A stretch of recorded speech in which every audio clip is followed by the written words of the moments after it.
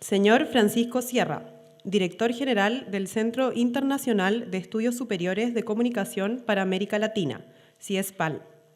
Señor Pedro Santander, representante de la Facultad de Ciencias Económicas y Administrativas del capítulo académico de la Pontificia Universidad Católica de Valparaíso. Señor Fernando Rivas, director de la Escuela de Periodismo PUCB.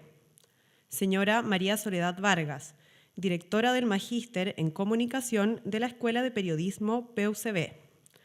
Señor Rodrigo Manríquez, consejero estudiantil. Señorita Vanessa Gadaleta, consejera estudiantil, Escuela de Periodismo PUCB. Señor Víctor González, presidente del Centro de Estudiantes de la Escuela de Periodismo PUCB. Autoridades, profesores, estudiantes, funcionarios y todos los que nos acompañan hoy. Bienvenidos al Seminario Internacional Los desafíos económicos, políticos y socioculturales de la comunicación en América Latina, del Consejo Latinoamericano de Ciencias Sociales, CLACSO. CLACSO es una institución internacional no gubernamental con estatus asociativo en la UNESCO, creada en 1967. Actualmente reúne a 521 centros de investigación y posgrado en el campo de las ciencias sociales y las humanidades en 39 países de América Latina, en Estados Unidos, Canadá, Alemania, España, Francia y Portugal. Esta instancia académica es organizada por el Grupo de Trabajo, Comunicación, Política y Ciudadanía en América Latina, del periodo 2013 a 2016, cuya coordinación en CLACSO le corresponde a la doctora Florencia Saint-Tout y a la doctora Andrea Varela, ambas de la Facultad de Periodismo y Comunicación Social de la Universidad Nacional de La Plata, Argentina. Los grupos de trabajo son redes interdisciplinarias de investigación de distintos países de América Latina y el Caribe, que se reúnen alrededor de un tema o problema social relevante para la región. Su objetivo es la producción de conocimiento comparado relevante y riguroso, logrando una efectiva relación entre investigadores, responsables de políticas públicas y organizaciones sociales de nuestra región. Hoy nos recibe en su casa el Magíster en Comunicación de la Escuela de Periodismo de la Pontificia Universidad Católica de Valparaíso, como centro asociado de CLACSO. La directora del programa, la doctora María Soledad Vargas Carrillo, les dará la bienvenida.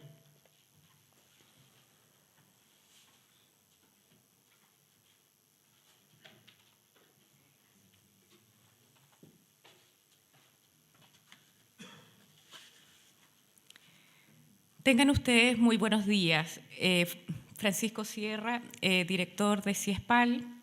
Está acá, el profesor Pedro Santander, que es el representante de la facultad en el capítulo académico, las profesoras y profesores integrantes del grupo de trabajo de CLACSO, digamos, que hoy día se reúne aquí.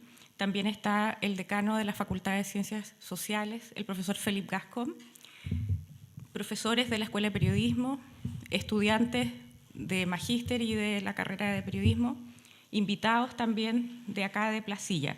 A todos ustedes les doy un grato saludo y contarles de alguna manera cómo es que surgió esta idea de juntarnos aquí en Valparaíso y también en Temuco. Por lo mismo es necesario hacer un poco de memoria y contarles que, cuando volvimos de vacaciones de verano, nosotros descansamos en febrero, el profesor Pedro Santander me contó que los integrantes del grupo de trabajo CLACSO, Comunicación Política y Ciudadanía en América Latina, tras la pasada asamblea de Medellín en noviembre pasado, habían decidido juntarse en Chile y organizar este encuentro en la PUCB con el patrocinio de nuestro magíster en comunicación. Y yo le dije, estupendo, me parece una excelente idea, a la cual se sumó la Universidad de la Frontera con las energías del profesor Carlos del Valle, quien es decano de la Facultad de Educación y Humanidades. Y así comenzamos con la organización. Correos iban y venían, de Temuco a Valparaíso, de Buenos Aires, de La Plata, de Bogotá, para ir poniéndonos de acuerdo, lo que no es fácil cuando uno está en distintos contextos, distintas realidades, pero lo logramos. Y pensamos que siempre es necesario detenerse, juntarse y dialogar a propósito de nuestras realidades latinoamericanas y el rol de la comunicación que hoy juega en nuestras sociedades. Por lo mismo decidimos abrir este diálogo social a los estudiantes de la carrera de periodismo y también a los del magíster en comunicación de nuestra escuela, especialmente, aunque hoy día la asistencia es un poco disminuida. Asimismo, también invitamos a representantes de la comunidad de la universidad nuestra y de organizaciones sociales de Placilla, ya que es el territorio que nosotros habitamos cotidianamente. Agradecemos especialmente a los invitados e invitadas e integrantes del grupo de trabajo, a la doctora Dayana Brusone y Andrea Varela de la Universidad de La Plata, Argentina, a Rodolfo Gómez, que viene viajando porque tuvo un impasse con el tiempo y viene para llegar a la segunda parte de este seminario, que es de la Universidad de Buenos Aires, Argentina. Omar Rincón, quien es profesor de la Universidad de los Andes, Colombia. También agradecer a Amparo Marroquín, que viene de la Universidad Centroamericana de El Salvador.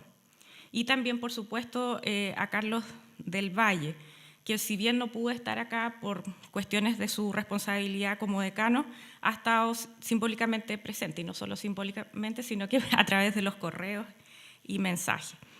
También está como invitado de nuestra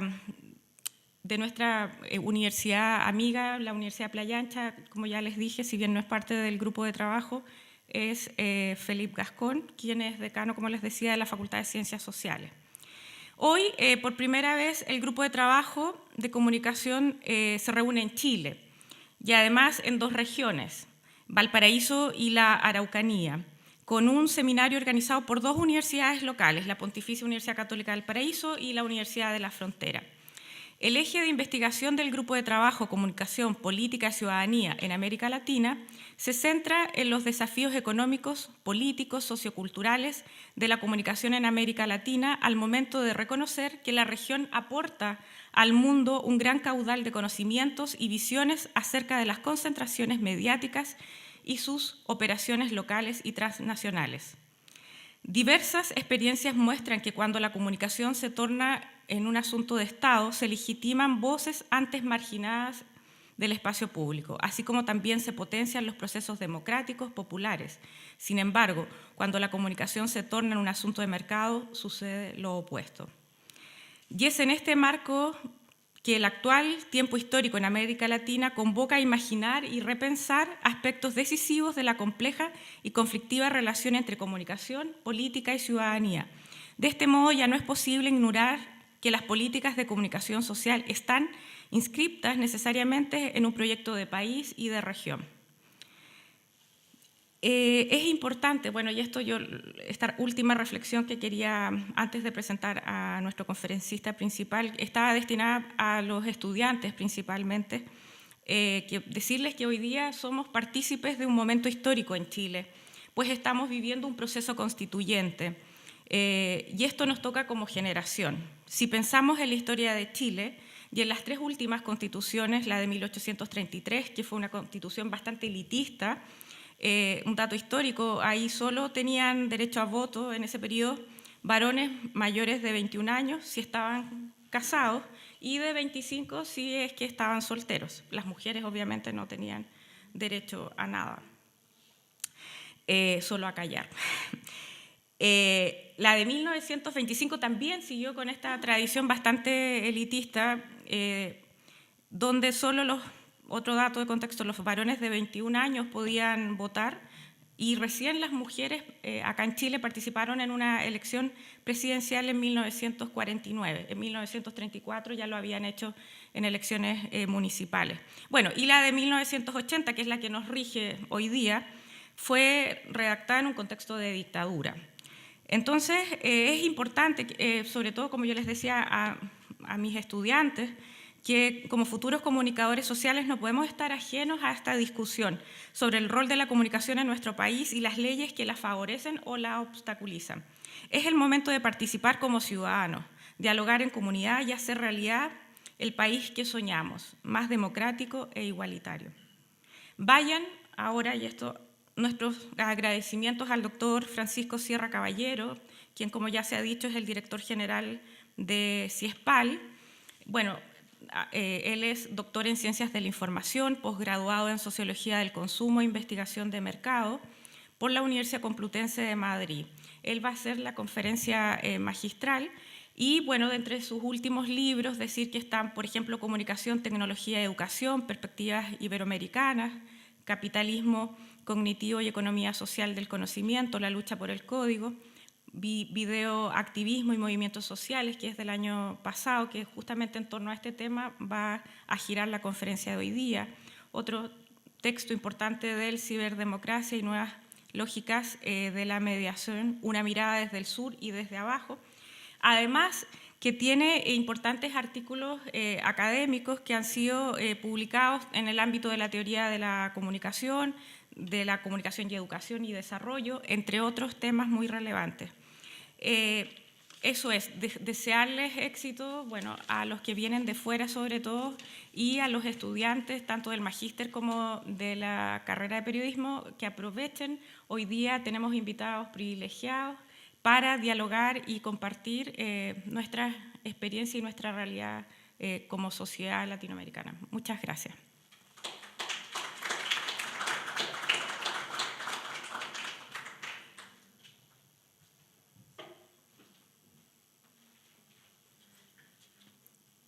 Para inaugurar este seminario recibimos al doctor Francisco Sierra, director general del Centro Internacional de Estudios Superiores de Comunicación para América Latina, CIESPAL, quien presentará la conferencia titulada Videoactivismo y nuevas formas de ciudadanía, una perspectiva crítica de la comunicación.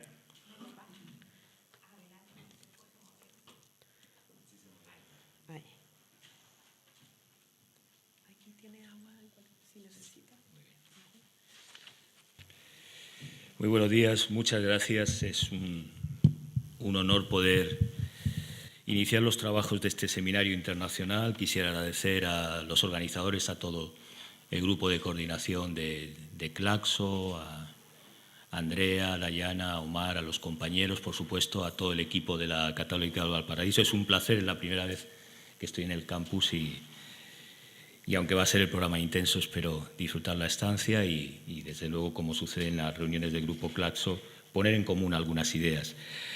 Aunque en los últimos tiempos venimos discutiendo bastante sobre políticas de comunicación en América Latina, he querido variar, hacer un cambio de pase para tratar algunos temas que venimos trabajando en nuestro grupo en Compolíticas.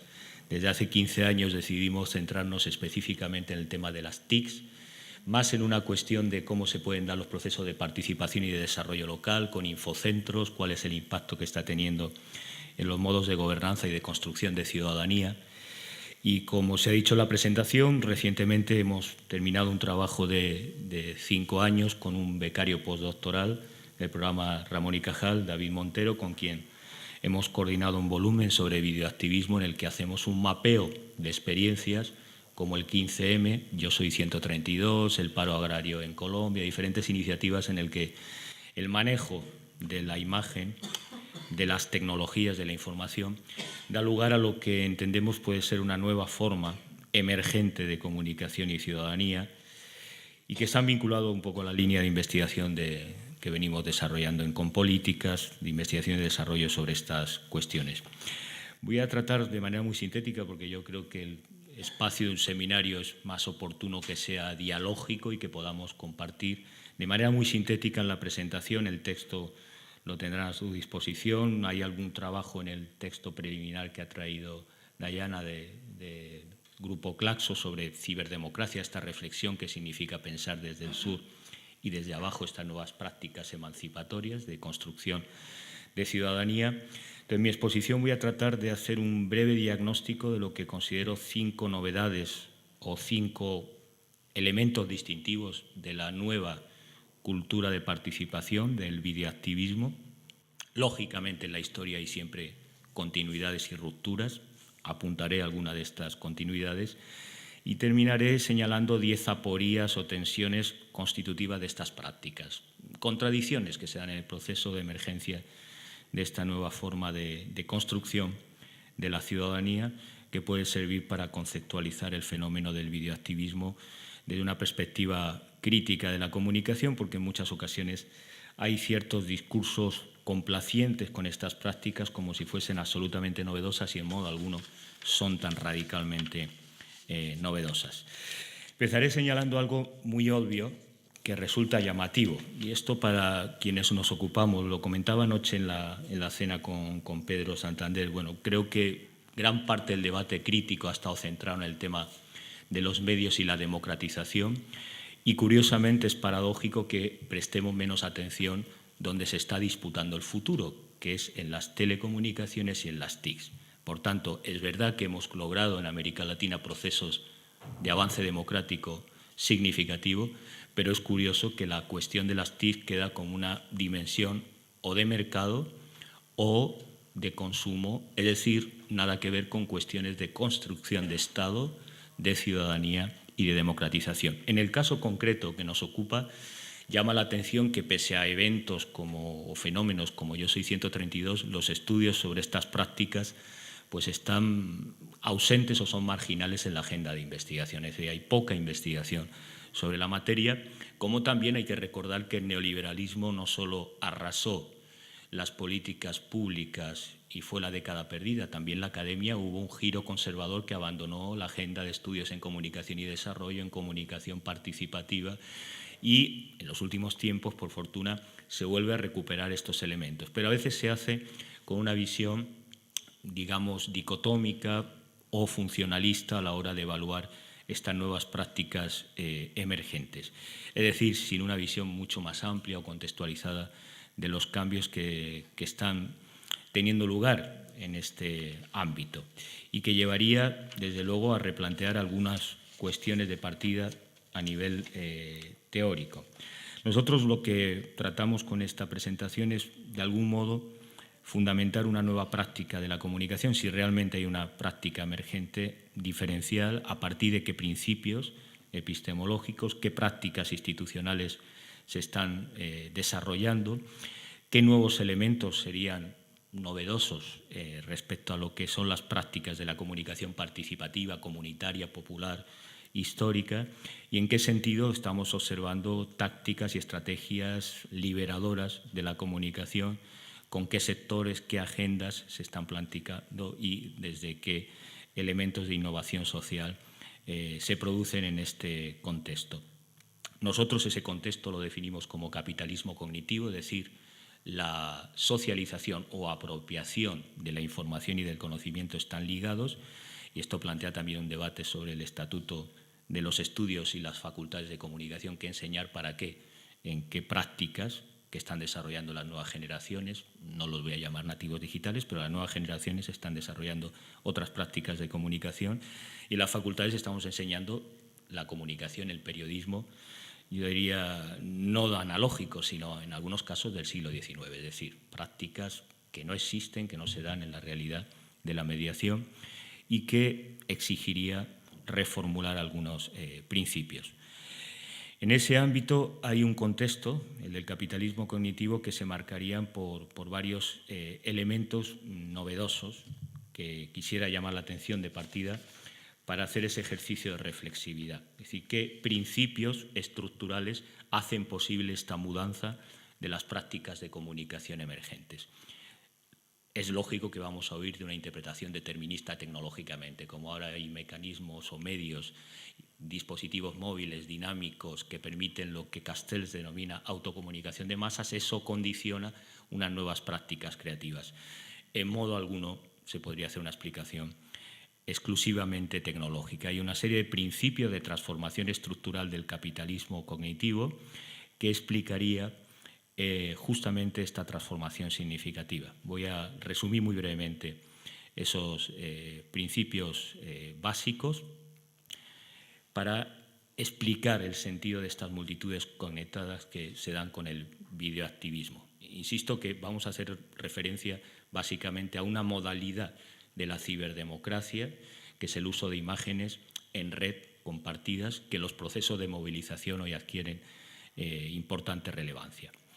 En ese capitalismo cognitivo yo creo que hay 4 transformaciones estructurales importantes que permiten, que hacen posible el desarrollo e importancia de estas formas videoactivistas. Primero, el principio de conexión, que no es solo la conectividad de territorios o de grupos de población, de actores sociales, también implica en el capitalismo cognitivo la ruptura de las fronteras que había marcado la modernidad. Por ejemplo, la división entre el campo de la producción y el campo del consumo, entre el mundo del trabajo, entre el mundo de la educación.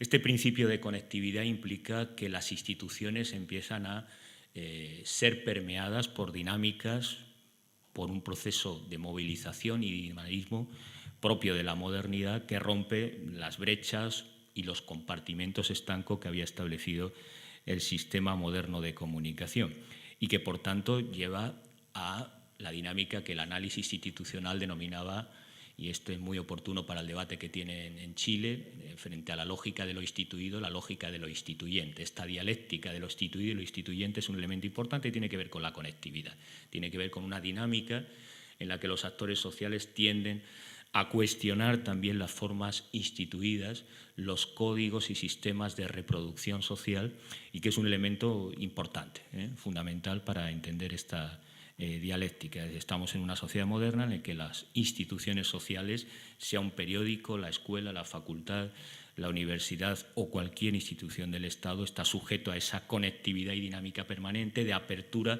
Por eso tenemos debates sobre gobierno abierto, sobre el tema del Open Data, del Open Government, que son debates centrales para la construcción del Estado. En segundo lugar, y un elemento importante, es la discusión sobre la innovación y la creatividad social. Eso es un elemento también diferencial del capitalismo cognitivo.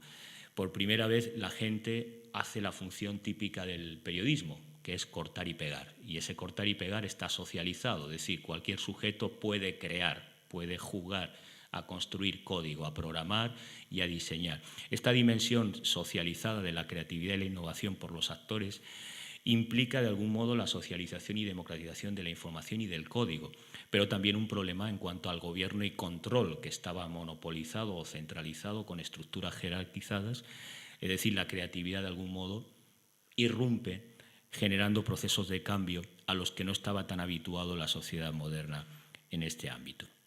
Tercer elemento importante, vamos hacia un sistema de información distribuida, por tanto hay un proceso de descentralización paradójico, porque a la vez que se descentraliza el sistema, nunca como antes ha habido un nivel de concentración intensiva de la propiedad de los medios de información y de comunicación. Esta es la paradoja. Tenemos un sistema distribuido en red, pero a la vez tenemos Google y un sistema hiperconcentrado que hay que disputar en ese ámbito.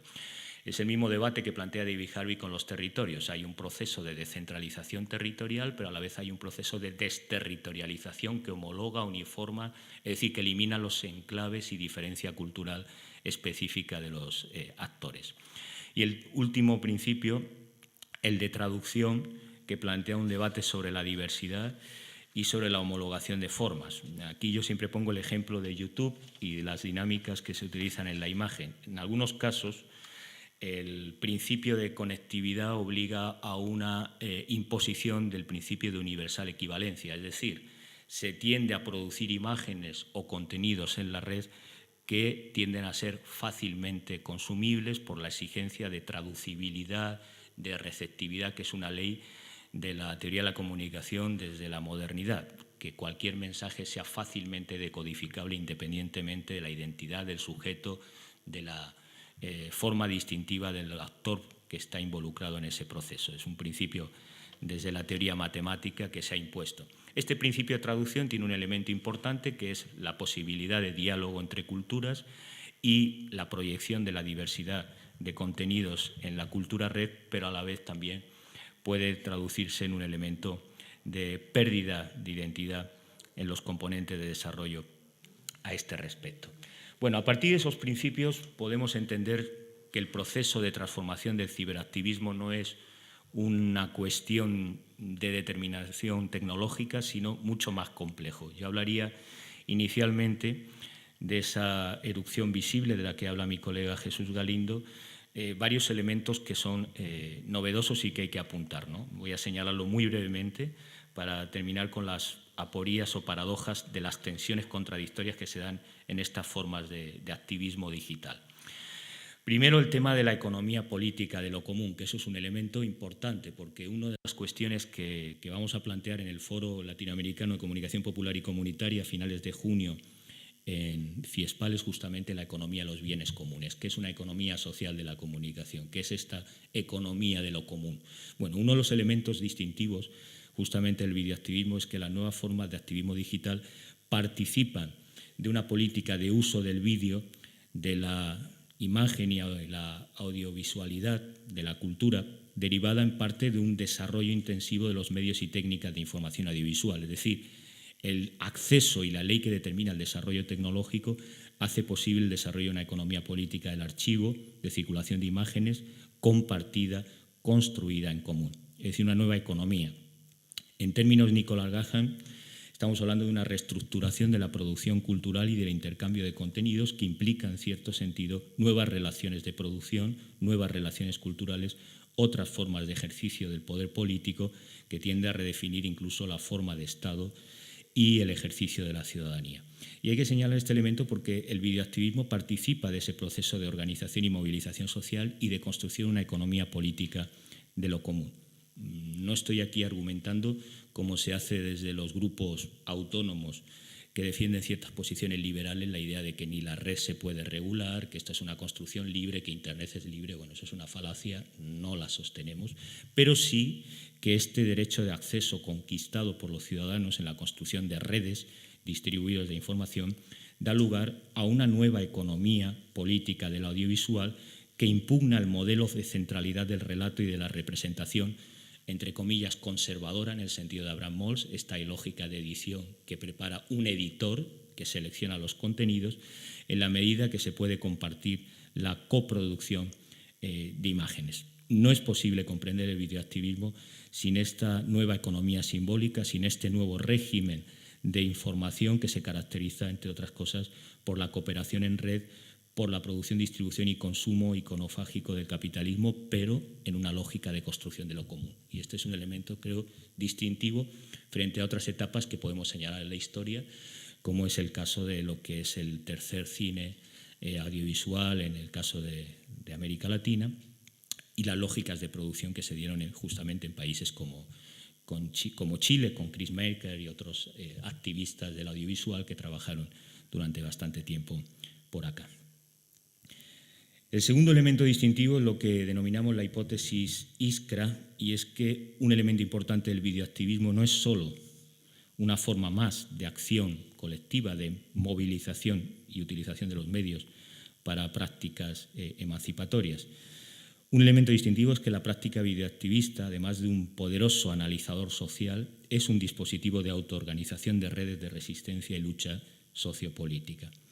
El principio de conectividad que mencionábamos antes vincula así el videoactivismo con proyectos sociales y movimientos más amplios de intervención sociopolítica. Hay experiencias como Video Data Bank, Woman Make Movies, Indie Media, Guerrilla TV, Third World Newsgrid, es decir, una lógica de autoorganización de los movimientos sociales que han comprendido, yo diría, quizá no por primera vez en la historia, pero de manera significativa, que los medios audiovisuales y que el videoactivismo no es solo la fase de difusión de una lucha, sino un sistema de autoorganización y autogestión emancipadora a nivel social. Y este elemento, esta hipótesis Iskra, se constata en diferentes periodos históricos, de manera muy intensiva últimamente, de cómo se pueden catalizar y autoorganizar a través de la organización de medios en red, de plataformas audiovisuales, esta lógica. Luego veremos que hay una contradicción en esta dialéctica porque no todos los actores están trabajando en esa economía de lo común ni desarrollando plataformas compartidas para la socialización de imágenes. Pero bueno, eso es un elemento que estaba en el movimiento obrero, que tiene continuidad y que hoy adquiere una dimensión central, no marginal, en los procesos de incluso de acción colectiva, de movilización de los movimientos sociales.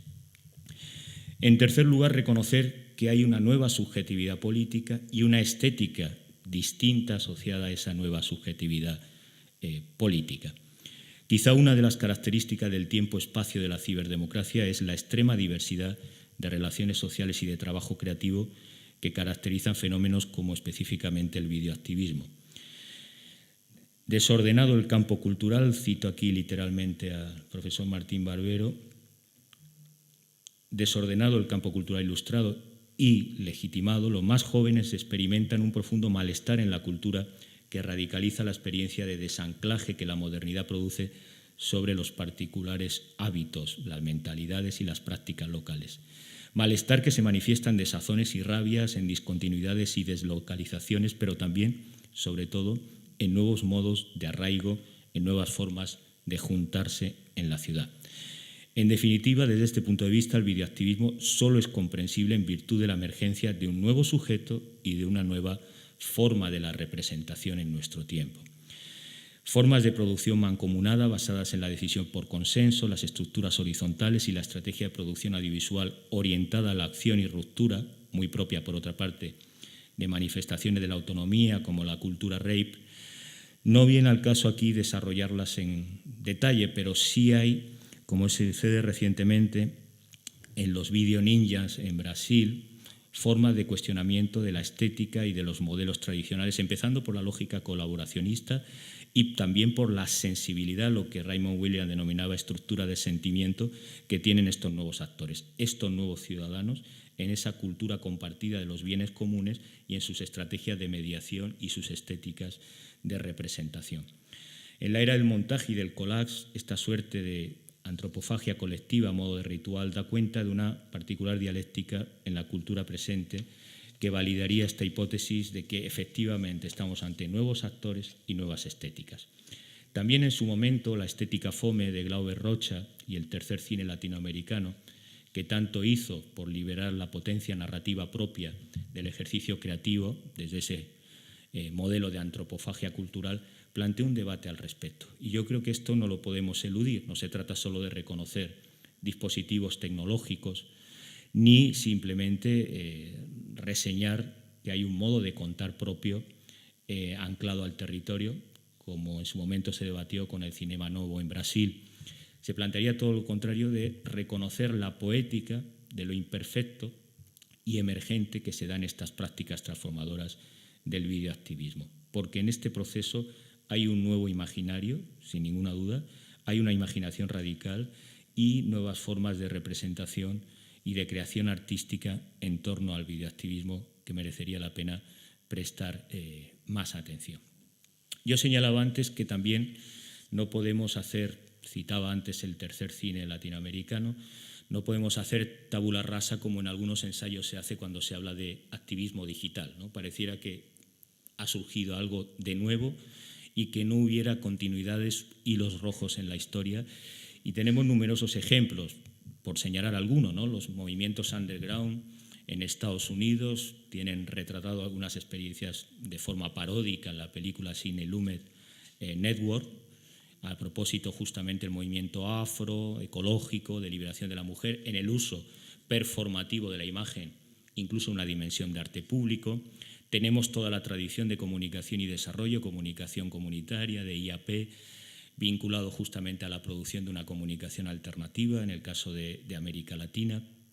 Son claros antecedentes, como también lo es el cine político de San Ginés, Solana, Getino y, por supuesto, el propio Glauber Rocha, la idea de liberar una nueva estética y propuesta colectiva y liberadora del audiovisual, con anclaje en el territorio y la identidad y cultura popular latinoamericana, las experiencias de renovación freiriana en la escuela, que dio también para el desarrollo de experimentación en torno a la imagen y, por supuesto, lo citaba antes, en el caso de Europa se habla del 15M como si fuese una irrupción de la nada.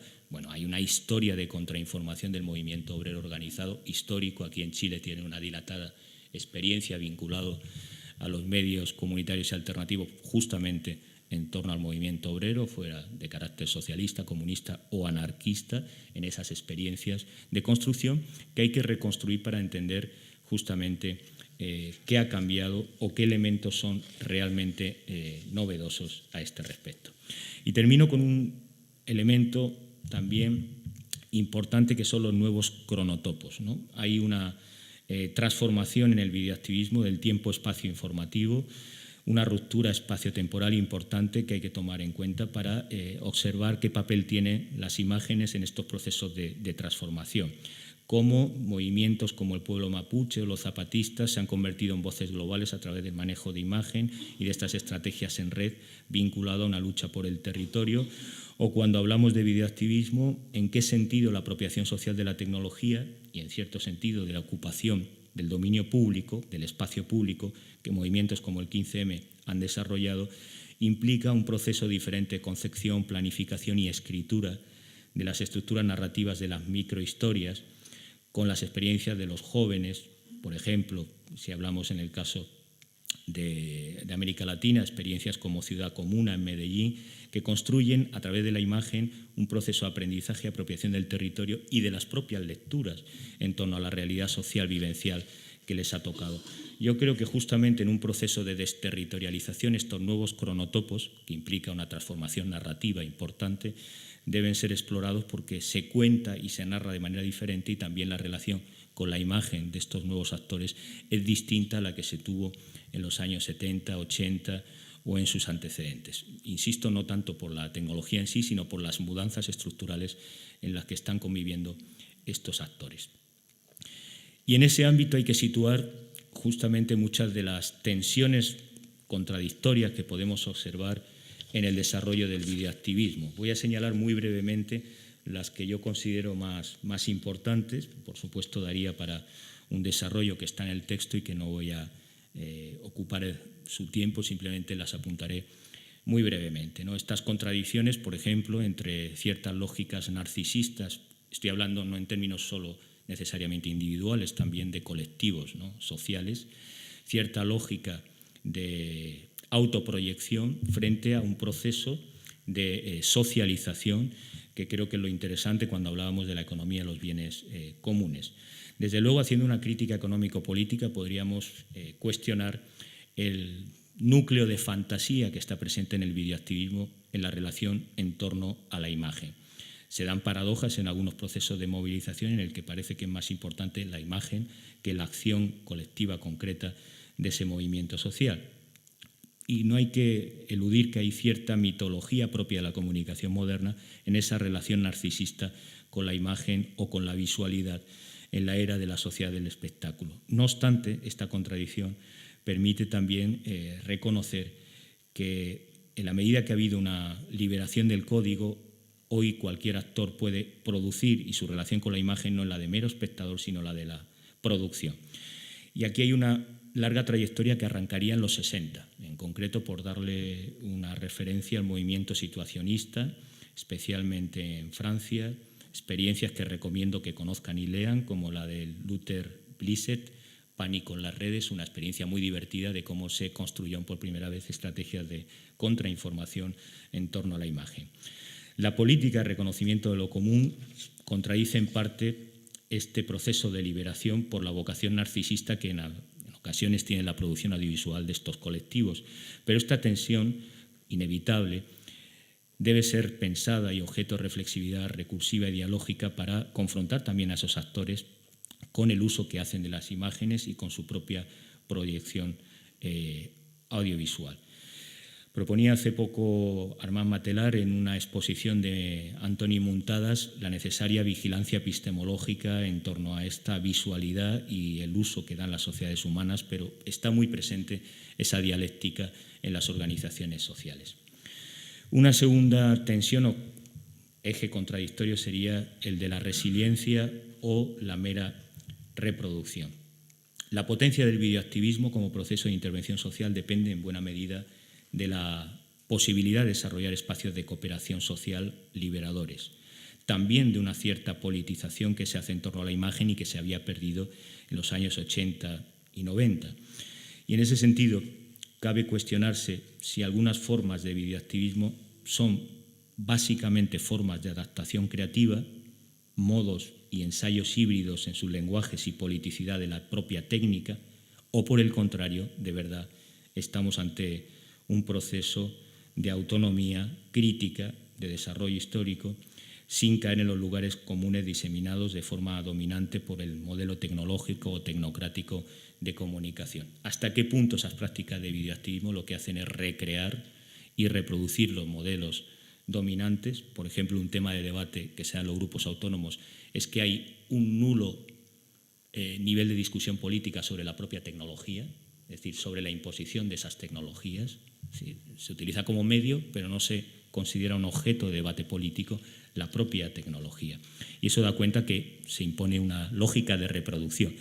Aunque hay experiencias innovadoras en los Media Labs de construcción de tecnologías, de hibridación tecnológica, de creación de las propias tecnologías, tampoco hay que negar que esas experiencias de resiliencia y de apropiación tecnológica existen dentro de los movimientos de activismo digital.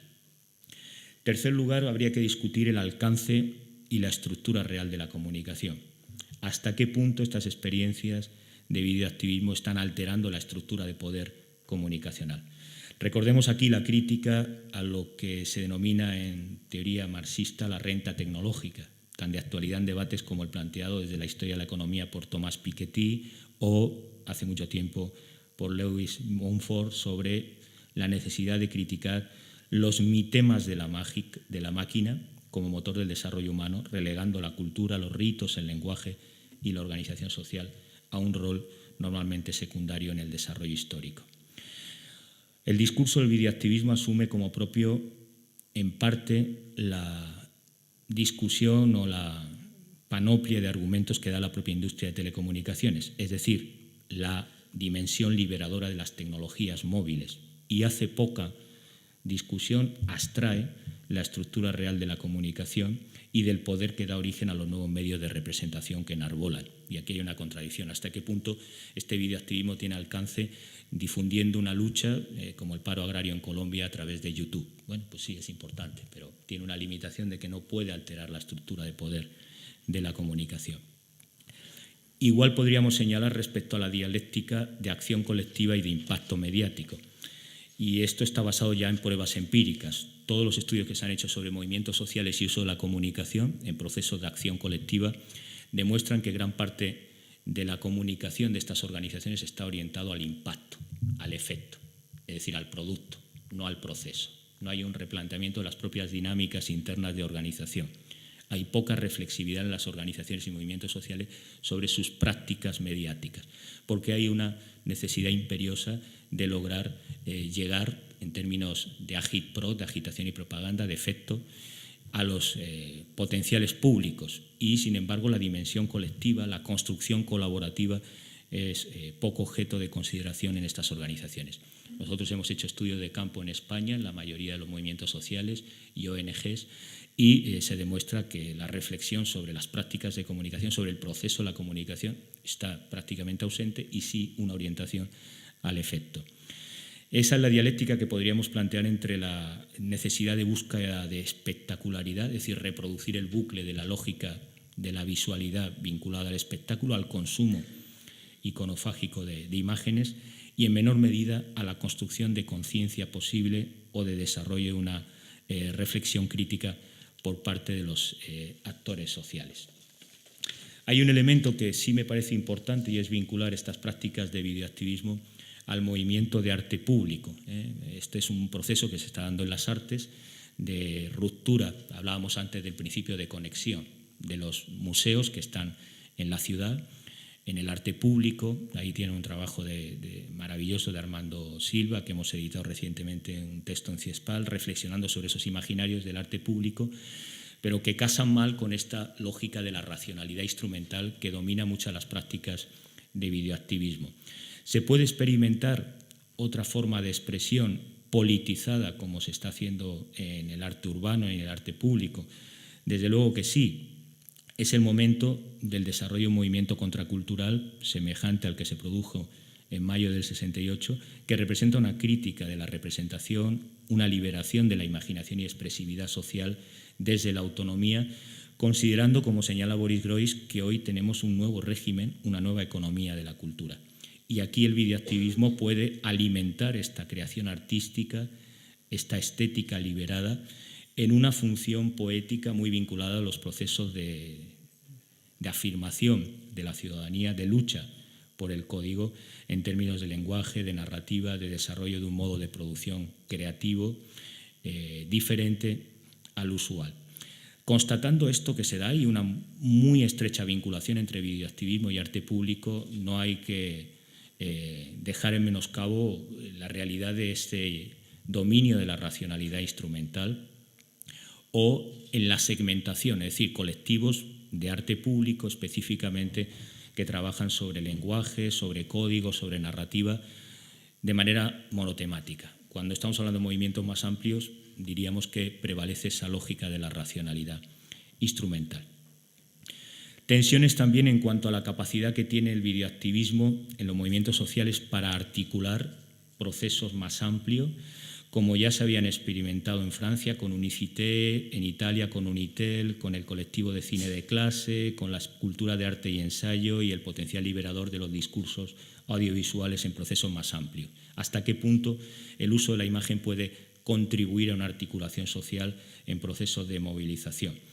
Bueno, aquí tenía una cita muy interesante de David Harvey criticando estos procesos que se están dando.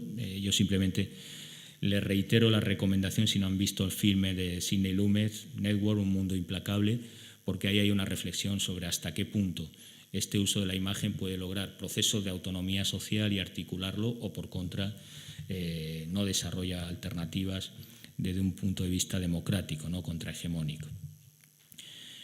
Otro elemento también importante es el tema de la producción alternativa o la lógica de independencia, ¿no? Este es el elemento de la economía del audiovisual.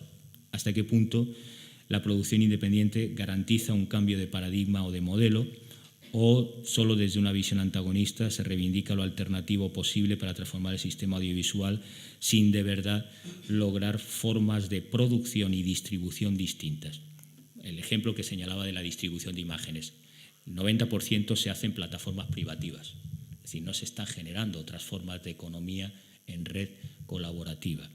Y, por tanto, desde ese punto de vista, no hay un modelo alternativo de producción, si hablamos de la lógica de organización, o de distribución a este respecto, ¿no?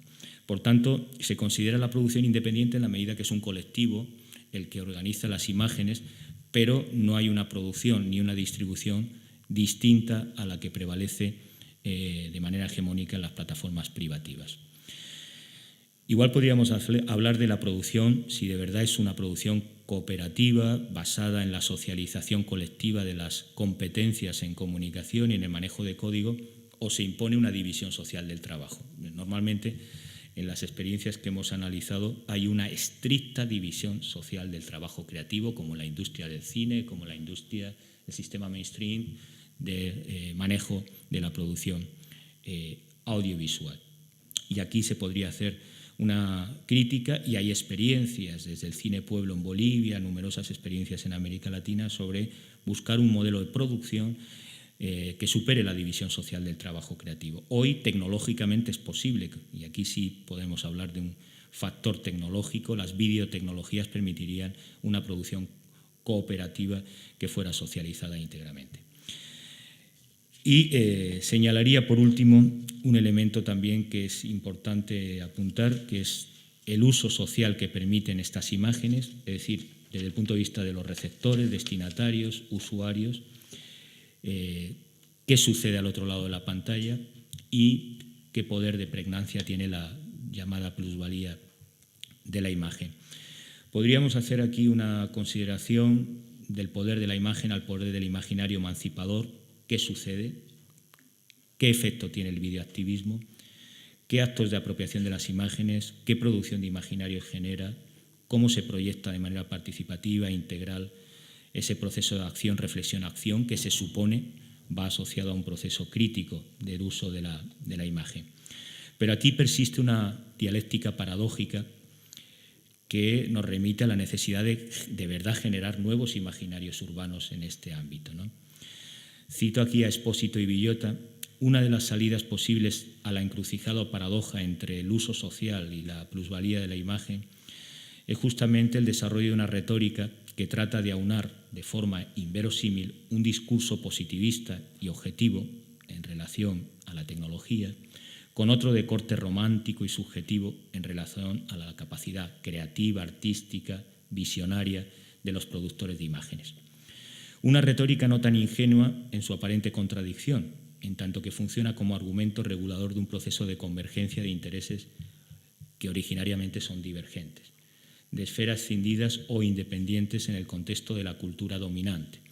Por ello es pertinente pensar la plusvalía de la imagen y explorar, como sugiere Zizek, los campos del imaginario y del deseo, más aún en una época como la nuestra, dominada por la cultura del videogame, por los imaginarios de la cultura dominante, de los medios mainstream, y por cierta dinámica de la mímesis que hace estéril la representación audiovisual, básicamente en un afán liberador, puesto que domina de manera lógica esa plusvalía de la imagen que ha estado estandarizada desde la era de la industria radiodifusora y que forma parte de un debate, ¿no?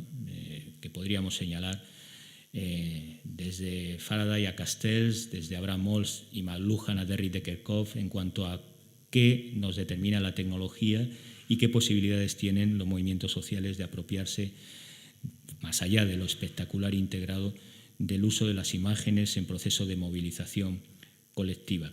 Aquí he señalado solo algunas de las tensiones y aporías, podrían ser algunas más, pero desde luego hay dos ideas claras que en la reflexión teórica sobre este nuevo fenómeno apuntábamos en el libro señalado con David Montero.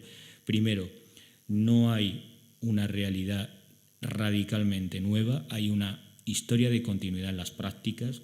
Citaba algunas experiencias como las que ha habido en Europa del movimiento situacionista, podríamos señalar todo el movimiento de medios comunitarios y populares y del tercer cine latinoamericano, que planteó una impugnación a la narrativa y al modelo dominante. Primera idea importante, significativa. Segunda, no es posible comprender estas prácticas de videoactivismo sin entender las transformaciones que se están dando en el capitalismo cognitivo, de una nueva economía cultural distribuida en red, de las potencialidades que tiene esta economía de los bienes comunes en la producción o coproducción audiovisual. Y tercero, lo cual es muy elemental, pese a cierta mitomanía, y aquí vamos a ser muy críticos, sobre los movimientos sociales y el uso de las imágenes, me da igual que sean las experiencias más innovadoras en América Latina, que entiendo se están desarrollando por parte del movimiento indígena en la propia autorrepresentación de sus culturas a través de la imagen, como memoria histórica, como memoria cultural en un sentido antropológico, pero hay mucha mitomanía sobre la ruptura que introducen con las TICs y el videoactivismo estos movimientos sociales. Y si uno analiza las prácticas concretas, esa mitomanía cae por su propio peso. Ni es tan liberador, ni introduce nuevos modelos de organización, ni introducen una alternativa a la estructura real dominante de la comunicación. Por tanto, situar estos nuevos fenómenos con lo novedoso y emergente de una nueva ciudadanía implicaría también disputar hasta qué punto estas prácticas son rupturas con el sistema dominante de comunicación o, por contra, una adaptación creativa que permite un uso entre narcisista, creativo, innovador, ciertamente con nuevas narrativas, en el desarrollo de la reivindicación de los movimientos sociales. Desde el punto de vista empírico, que es en el que estamos nosotros ahora trabajando con experiencias, a final de año sacamos un libro sobre tecnopolítica en América Latina que hace un mapeo de estas experiencias a nivel regional.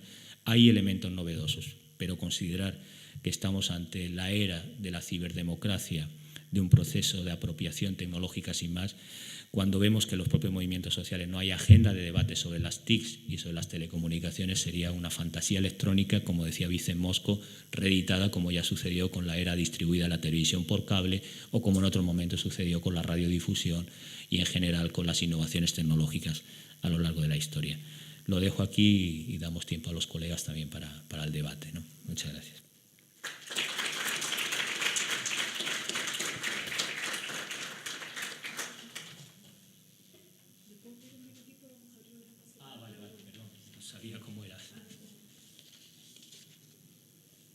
Bueno, muchas gracias. Le damos al profesor Francisco Sierra.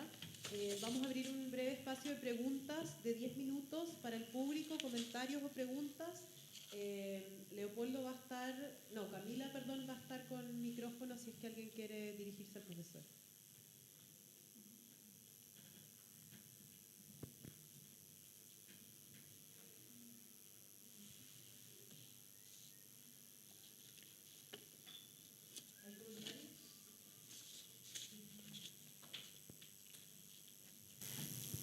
Francisco, sobre lo último que planteabas a propósito de esta mitomanía de los movimientos sociales y de alguna manera la, no sé si falsa representación de sí mismos, si pudieses ahondar tal vez en algunos casos concretos aquí en Latinoamérica, por ejemplo.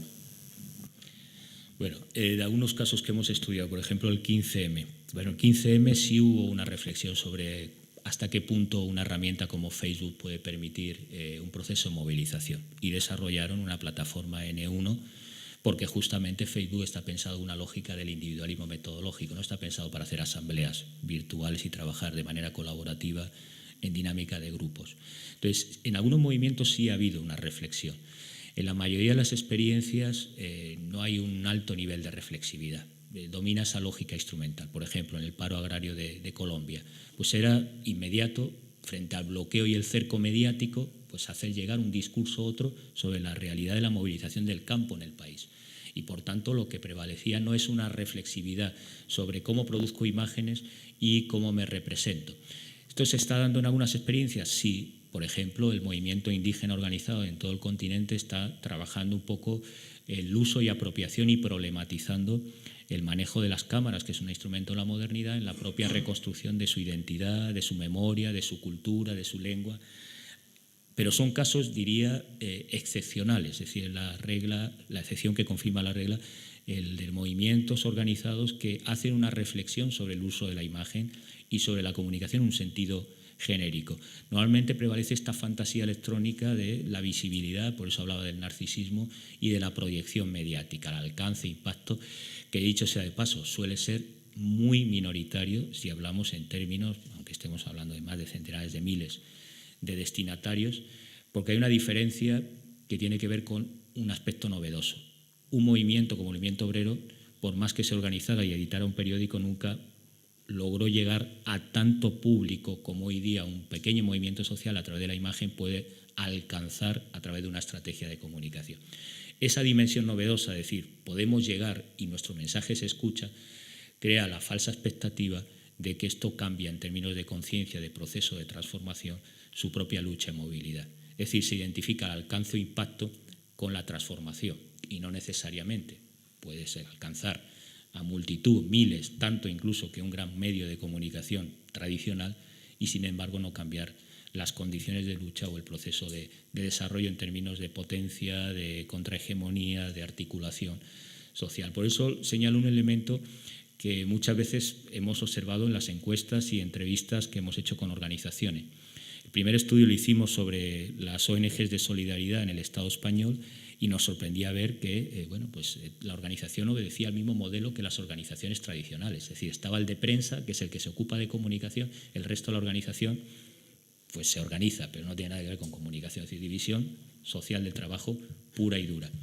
Ninguna reflexividad sobre cómo los mensajes serán recibidos con sus destinatarios, una visión incluso mercantil, como hay que concurrir por los recursos para la cooperación internacional, pues vamos a hacer un mensaje de marketing, ¿no?, de mercadeo, de estrategia, de posicionamiento para lograr capturar recursos y, por tanto, ese es el éxito en campaña mediática. Eso no difiere mucho de la lógica publicitaria de mercado, es decir, no hay una estética, no hay una organización, ni hay un modelo distinto al dominante. En el estudio que hicimos de las ONGs, la mayoría, el 90%, funcionaban con esa lógica. Algunas, excepcionalmente, sí trabajaban de manera colectiva, cuestionaban los discursos, construían de manera cooperativa la estrategia de comunicación, es decir, había prácticas innovadoras, pero la mayoría de los casos no. Entonces, lo interesante hoy día es que estas lógicas, insisto, no me gusta hablar de nativo digital porque creo que es un concepto falaz. La nueva generación, los nuevos usuarios están en otras lógicas, una lógica de compartir, más horizontal, más participativo, pero las organizaciones y movimientos que trabajan no están en esa lógica. De ahí hay una contradicción entre las prácticas creativas de consumo del sujeto usuario de estas TICs y las dinámicas colectivas de movimientos organizados en esa lucha.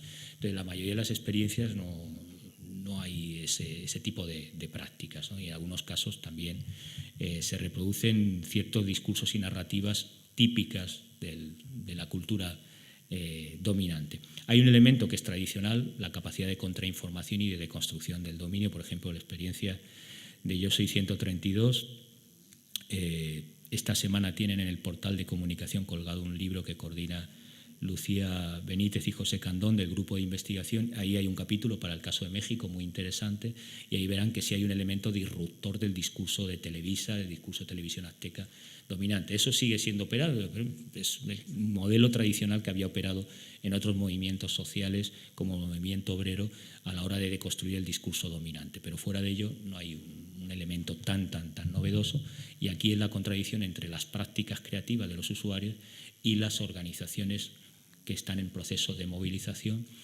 que no son tan rupturistas o digamos novedosos como pareciera, ¿no? Simplemente porque hay una presencia de la tecnología, ¿no?, en red.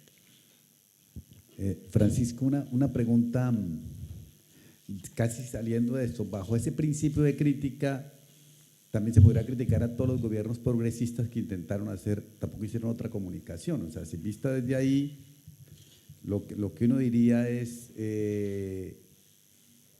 hay una teoría que dice que se puede ser distinto, pero hay unas prácticas que caen en lo viejo, inclusive en gobiernos que se llaman distintos en la lucha por el discurso hegemónico o contrahegemónico. Totalmente de acuerdo, ¿no? Me he centrado más en los movimientos sociales, que es lo que me interesaba del videoactivismo, pero en nuestra línea de investigación hemos trabajado el tema de los gobiernos. Hicimos un I+D a nivel nacional sobre esto. Todos proclaman que con las TIC, gobierno abierto, participativo, dialógico, mentira. Es decir, mapeamos más de 10 ayuntamientos importantes de España, nada. Hicimos otro estudio para la Comisión Europea, 20 municipios de toda Europa, ninguno. Alguna comuna en Italia, en el sur, hizo experiencias creativas, piazza telemática con la ciudadanía. Pero yo creo que hay 3 problemas en este caso de los gobiernos de progreso. Primero, no han entendido la comunicación en general y desde luego las TICs en particular. Se introducen falsos debates. Por ejemplo, en el caso de Bolivia, pues es obvio que se manejan las redes sociales para revertir ciertos procesos políticos. Pero ahí entender qué está sucediendo en las redes, que hay una distancia, una brecha cognitiva importante. No entienden ni tienen una política en concreto sobre las TICs. Y efectivamente ahí no han cambiado. Al contrario, yo puedo hablar de algunos que conozco muy en detalle, como es el caso de México, como es el caso de Ecuador.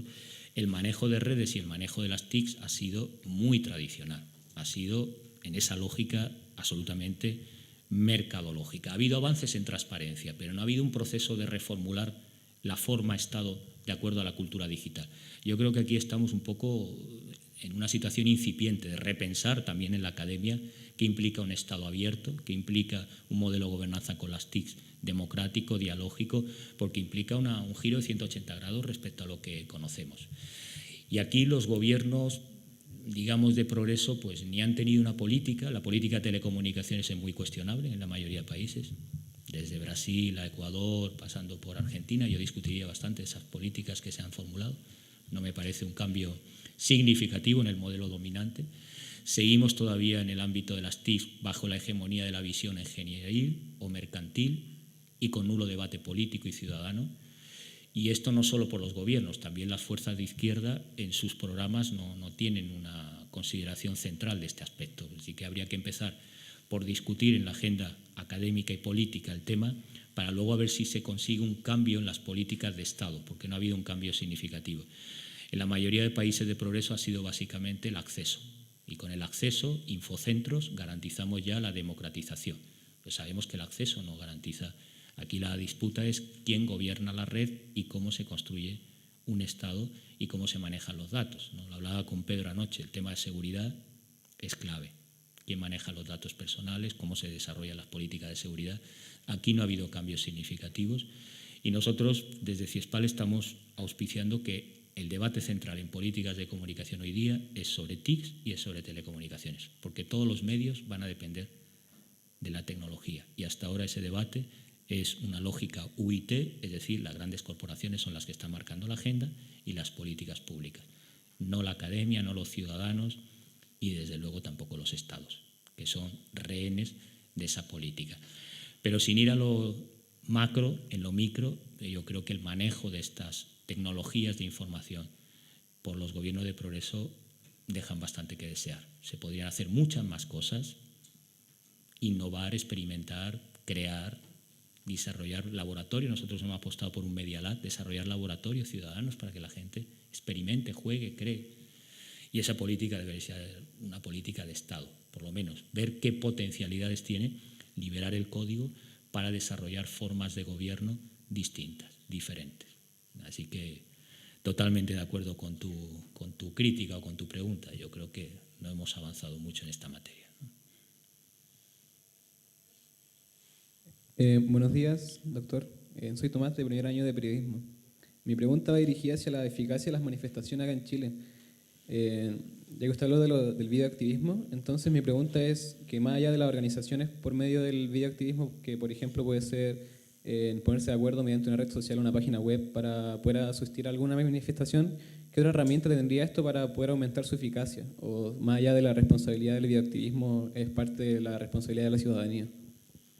Bueno, esa no es poca relación. Yo hablaba de la articulación, que es un concepto gramsciano. Es uno de los elementos de la hipótesis Iskra, es que efectivamente los medios, los procesos de movilización colectiva han tenido una capacidad de catalizadores de procesos de autoorganización social, y ese es un elemento importante. La discusión es hasta qué punto es de autoorganización social, o como sucede, por ejemplo, con algunos movimientos, lo que ha sucedido con el 15M en España, simplemente se confunde el activismo con el golpe de clic, o sea, con estar clicando me gusta. Bueno, pues eso no organiza nada. Entonces, claro, si el impacto, pues sucedió con el EZLN, yo recuerdo las primeras interpretaciones. No, el EZLN es una guerrilla en Internet. Falso. El EZLN es una guerrilla que hizo global a través de Internet su movilización, su reclamo, su lucha, como sucede con la lucha mapuche. Pero si esa lucha no se da en la calle, si no hay un proceso de ocupación de la Puerta del Sol, no hay, por mucho golpe de clic. Además, las redes, lógicamente, están intervenidas, hay ciberguerra en las redes y se orientan las percepciones y hay una realidad que ha cambiado diametralmente, y este es un elemento que no me he querido detener sobre el tema ciberguerra, ciberseguridad, pero hay un cambio diametral, y es que se puede controlar, prever sociométricamente a través de las redes los comportamientos y percepciones sociales de manera más poderosa. Es decir, puedo agregar datos y establecer pautas y estrategias para orientar las percepciones. Y aquí lo interesante es cómo los movimientos sociales tienen esa herramienta a su vez para la autoorganización. Se puede hacer. Ahora, si todo queda en hacer la página web, como sucede a veces en los procesos de movilización, primero la web, no, primero la movilización y luego ya a la par iremos viendo qué dispositivos de organización. Y ahí permite todo tipo de desarrollos, desde hacer las propias plataformas en código y software libre a desarrollar formas, como señalaba la cultura raid, creativas de autoconvocatorias, como ha sucedido. Muchas veces se dan de manera, la gente lo valora como ociosa, ¿no? Pero hay cosas muy interesantes, por ejemplo, cómo los jóvenes negros de la periferia, de las favelas en Brasil, a través de estas herramientas de los dispositivos móviles se autoconvocan y toman un centro comercial, por ejemplo. Es decir, estas formas de autoorganización de elementos más o menos informales, no estamos hablando de un movimiento que tiene una estructura, por flexible y débil que sea, en red, pero tiene una organización, sino la capacidad que tienen cada vez más los movimientos autogenerados. Muchas veces también se puede utilizar con fines manipulatorios, pero estas son experiencias que demuestran que esta capacidad de autogestión, de autoorganización que tienen los dispositivos móviles se está manifestando en los procesos que se dan en toda América Latina, en España, muchas veces por experimentación. El ejemplo que ponía del paro agrario, es decir, gente que tradicionalmente no está en la lógica de cultura red, de Internet, pero de repente descubren que si hacen un grupo en WhatsApp y que se articulan a través de los dispositivos móviles, pueden hacer una coordinación y un proceso exitoso de movilización, o grabar las imágenes con el móvil y poder mandarlas para que los principales medios mainstream den voz, reflejen otra fuente que habitualmente no hacen. Entonces, las posibilidades son múltiples. La cuestión aquí es discutir en qué proceso y cómo se dan, y hacer una crítica también de las prácticas de comunicación, que muchas veces se critica al Estado, a los gobiernos, que efectivamente no tienen esas prácticas creativas, críticas o diferentes, pero uno observa también las prácticas de los movimientos sociales y en la mayoría de casos tampoco hay una reflexividad muy consciente de qué hacen con la comunicación en su proceso de movilización, más allá de esa dimensión instrumental, que llegue la imagen, que alcance a los seguidores de mi página web el último proceso de movilización, el último registro, ¿no? Yo creo que hay un trabajo ahí interesante que se dio en otros momentos en la historia. Hablé del caso de los Cine Pueblo y de otros colectivos que se dieron en los 70 acá, de reflexión sobre la imagen con los propios actores sociales, con los propios grupos. Es decir, si no hay una reflexión sobre la visualidad, por mucho que hablemos de nueva representación y democratización de las representaciones audiovisuales, no se ha avanzado mucho. Es decir, podemos tener más competencias técnicas, los usuarios tienen más capacidades de producir y de consumo inteligente de las imágenes, pero necesitamos un mayor trabajo de apropiación de ese uso de la imagen en los procesos de movilización. Entonces, las posibilidades son múltiples, de desarrollo de plataformas, programación, a nuevas lógicas de autoorganización, de convocatoria y de posicionamiento de un discurso y voz otra en el espectro cada vez más limitado o cercado de los medios dominantes, ¿no?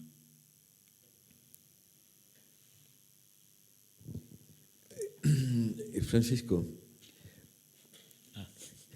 en Chile el contexto, digamos, en el que estamos viviendo, se acaba de realizar en Santiago el tercer encuentro nacional de la Red Académica por el Derecho a la Comunicación, y una de las preguntas en el contexto, obviamente, de este importante encuentro de Claxo, tiene que ver justamente con la capacidad instituyente de estas nuevas prácticas de comunicación. Y mi pregunta va más desde la reflexión. ¿Qué papel debería tener la academia, considerando que además Chile ha vivido desde el 2006 en adelante una serie de movilizaciones donde el protagonismo estudiantil ha generado algún grado de articulación respecto, primero, de recuperar el espacio público como espacio de expresión, de libre expresión? Y pienso que esa es una conquista, dijéramos, a nivel comunicacional importante. Pero ¿qué grado o qué rol debería tener en este caso la academia en acompañamiento a politizar un derecho que de repente es muy abstracto, el derecho a la comunicación? Y sobre todo la apropiación de ese derecho por las comunidades desde el punto de vista de la construcción de nuevas formas de acción colectiva. Bueno, yo soy en esto, como académico, un poco iluso. Yo sigo creyendo que la universidad puede transformar, puede contribuir a transformar la realidad. No todos lo comparten.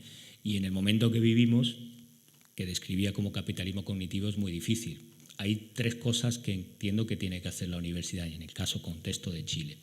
Primero, estos temas no están en la agenda, porque si ustedes quieren publicar un paper de estos temas en una revista Easy, lo primero es decir, no, eso es local, porque es Chile. O sea, Chicago no es local, es global. Pero Santiago de Chile es local, en esa lógica norte-sur que domina el sistema de ciencia y tecnología. Además, ustedes no pueden narrar, por ejemplo, una lógica que es el modo de hacer ciencia en América Latina, como dice Bolívar Echeverría. No pueden narrar en lógica ensayo creativa. Ustedes tienen que hacer un estudio cuantitativo de una encuesta a 400 videoactivistas, si es que aceptaran el tema, que lo dudo. O sea, el primer problema que tienen por delante es situar en la agenda estos temas que el neoliberalismo y la dictadura eliminó. Todo el pensamiento crítico, toda la perspectiva emancipadora eliminó, barrió de las universidades. Y el sistema de ciencia y tecnología, con todos los respetos de Fondesit, de todo el sistema que opera, hace imposible estos temas. Difícilmente tienen encaje. Pueden, porque de hecho yo tengo colegas como Carlos del Valle, que está trabajando con tema mapuche y hace proyectos competitivos de Fondesit, pero es muy difícil. Primer tema, situar en la agenda. Segundo, cambiar las prácticas en la universidad. Y cambiar las prácticas implica abrir la universidad a esos actores sociales en esos procesos instituyentes, considerando la universidad un laboratorio. Yo hablaba antes de los Media Lab. Un laboratorio significa un espacio de experimentación. Nosotros somos una ciencia de la comunicación que es aplicada y que debe ser experimental.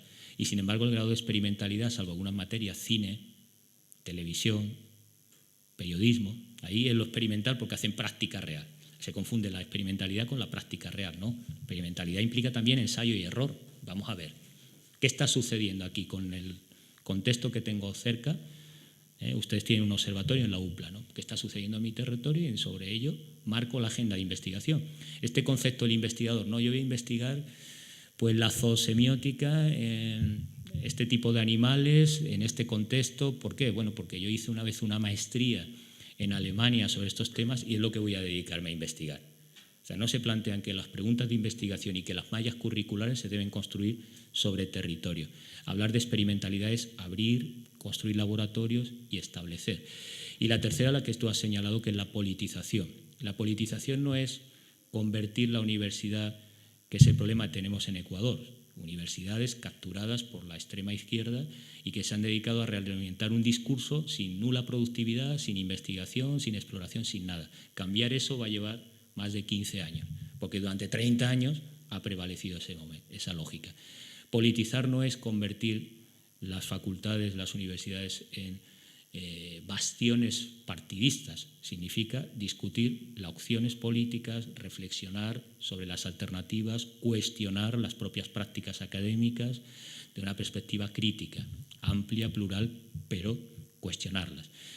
Esa politización ha llevado a una visión academicista desconectada de la realidad y que hoy, sinceramente, esa universidad no tiene futuro. Por ejemplo, en Europa vamos a ese modelo, mercantil, tecnocrático, instrumental. No tiene futuro, porque además es como una caja negra que está falseada. Nos piden productividad y en la medida que se logra más productividad, menos legitimidad tiene la universidad, porque nunca logra unos objetivos que la lógica mercantil neoliberal están trucados. Por ejemplo, te piden empleabilidad y conexión con el mercado, un mercado que no sabe cómo construir los medios en la era de crisis que vive el periodismo. Y en lugar de experimentar, ensayar y crear laboratorios para arrojar nuevas visiones, nos estamos limitando a realimentar ese mismo mercado. Entonces, la politicidad, en el sentido amplio, el término citaba antes a Bolívar, en un sentido de construcción desde lo concreto, el territorio, el etos barroco, la sensibilidad, la cultura, construir posibilidades y cuestionar nuestras prácticas académicas, nuestros modelos de organización, nuestro desarrollo. Creo que Chile vive un momento apasionante, instituyente, ojalá se logre en ese proceso de movilización de la universidad, que creo que es donde debe estar la universidad, en ese proceso de garantía y apertura de derechos y de discutir los modelos que se han establecido. Pero hay que empezar por la propia política científica, que creo que sinceramente en este sentido el modelo chileno es ultraliberal, le sigue Colombia, también gobierno de progreso. Se podría discutir esas políticas en el caso de Ecuador y en algunos otros países, ¿no? Ahí hay una universalización de un modelo que hay que impugnar y discutir, porque lo que estamos haciendo es desvinculando la universidad de la ciudadanía, de la realidad social y del entorno, cada vez más. En ese contexto, como sucede en Europa con Bolonia, la universidad no tiene sentido.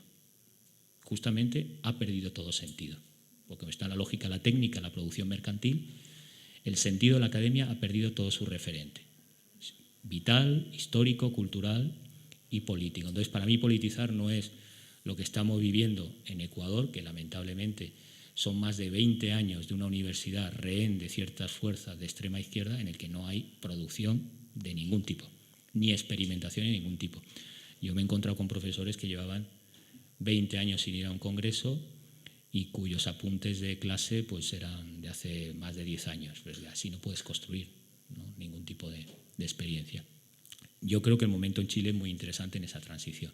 Lo que hay que ver es si también en las prácticas somos capaces en la universidad de abrir, de respirar, de captar la vida, ¿no?, que está más allá del aula, y lo dice un académico que también ha sido decano y que cuando discutí los planes de estudio introduje un diseño gráfico, tampoco una gran novedad revolucionaria, meter diseño gráfico, meter introducción a la programación. Entonces, algunos profesores me dijeron, no, hay que estudiar historia de España, hay que seguir estudiando historia de la literatura general. Digo, bueno, sí, pero ¿y por qué no trabajamos más herramientas contemporáneas o abrimos espacio a la interlocución de otros actores sobre qué debe ser una malla curricular? Y no digo la propia profesión periodística, ¿no?, sino otro tipo de actores, ¿no? Entonces ahí se puede hacer un gran trabajo y yo soy cada vez más partidario de que las grandes transformaciones no son solo a nivel macroestructural, que también, sino también a nivel micro van generando las condiciones para transformar. No sé en este momento cómo está el debate en Chile sobre la universidad, la gratuidad de la educación. Lo que sí he seguido ha sido por interés más el debate sobre el derecho a la comunicación, y me alegra que las universidades estén en ese camino, porque es lo que creo que la ciudadanía esperaría de ellos, ¿no? En Bolonia estamos en lo que digan los señores de Google, de Microsoft y compañía. O sea, que está la universidad en Europa abandonada a su suerte. Dentro de unos años nos dirán, ustedes no son competitivos, mejor que certifique competencias Google y Microsoft, que es el proyecto que tiene la OCDE, y por tanto para toda América Latina también, desde hace tiempo. Mejor que certifique el grupo PRISA quién es periodista, porque ellos hacen periodismo, ¿no? Pero la universidad no enseña bien. Esta es una disputa importante, que el capital, que siempre ha existido en la historia del capitalismo, es el que establezca cuáles son las condiciones de los profesionales. Por más que hablemos del derecho a la información, el sujeto cualificado que lo diga el sujeto organizado, es decir, el empresario de la comunicación. Bueno, eso es lo que tenemos en Europa. Ese modelo es la muerte de la universidad. Esperemos que mude y que haya una politicidad mayor por parte de la academia, que francamente no existe o es marginal. Somos muy pocos los que disputamos esos sentidos de la universidad. Mientras eso se dé, yo no veo futuro, por ejemplo, en Europa, la universidad.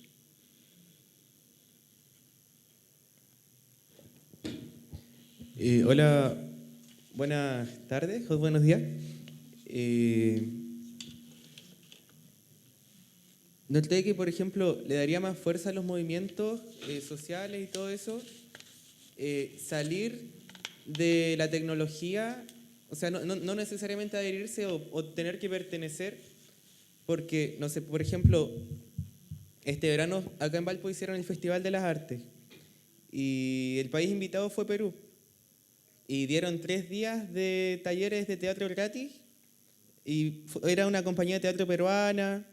Y fue súper intenso cómo nos transmitieron como su cultura, la música, el baile, el pensamiento, la alegría y bueno, también el sufrimiento que compartían como pueblo. Y lo fuerte que tenían, así como la camiseta de lo indígena, que nosotros lo tenemos más ahí, más tirado. O no sé, pues García Márquez en un discurso dijo que, hablando de periodismo, quizás con la tecnología, con la grabadora, antes el periodista no iba a la universidad y se hacía en la calle, en la tierra como los chanchitos. Y no sé, pues escribía, cuando entrevistaba a alguien tenía que estar ahí con su agendita de notas y la cuestión. Y ahora es como que la grabadora quizás hace que la entrevistadora piense menos porque está pensando en la próxima pregunta que va a hacer en vez de reflexionar sobre la respuesta que le están dando. Quizás la tecnología no sea tan necesaria. No sé qué piensa usted. Eso. Bueno, ni tecnofílicos ni tecnofóbicos, ese no es un problema. Ya se debatió además en los años 80, yo recuerdo los debates sobre el NOMIC, que Cis Hamelin planteó un debate sobre la desconexión. Lo que hay que hacer en los países del sur es desconectar de los circuitos globales del capitalismo y de las redes de comunicaciones. Eso no es viable, no es deseable y no es factible. Uno no puede estar fuera de la tecnología. Aunque tú quisieras, dije, no, yo voy a ser un jamis tecnológico, ¿no? Voy a vivir fuera de la tecnología, voy a desarrollar mi cultura. Tú podrás vivir así, pero todo tu entorno social no va a vivir así. Entonces, por tanto, esa no sería tanto la respuesta, sino cómo se hace un uso crítico, creativo de las tecnologías de la información, cómo se dan los procesos de apropiación consciente de la tecnología y cómo programamos ese uso y desarrollo. Yo creo que sería un poco la propuesta. Lo contrario, poner ese razonamiento dicotómico en contra o a favor, los defensores de la tecnología como el factor de democratización o los que tienen una visión catastrofista que la tecnología va a ser el apocalipsis, no creo que ninguna de las dos respuestas son nada inteligentes. Los procesos son contradictorios, como hemos mostrado, permite potencialidades y hay que situar en su debido contexto esos usos creativos por parte de la gente, ¿no?